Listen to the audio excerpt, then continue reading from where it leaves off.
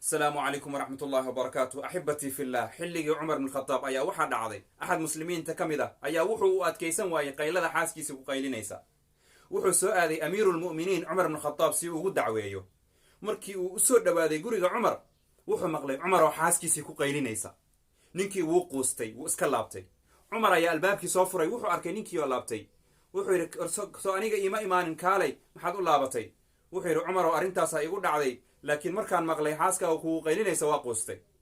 wuxuu yiri cumar ciyaalkay ii barbaarisaa, sariirtay ii faraashtaa, gurigay ii nadiifisaa, dharkay ii dhaqdaa, intaasba ilaahay ma amrin, tatawuuc bay u samaysaa, miyaanan u adkaysan karin qayladeedii buu yiri. axibbatii fillah, dumarka aan u naxariisanno, ilaahay aan uga baqno dumarka. wassalaamu calaykum waraxmatullaahi wabarakaatuh.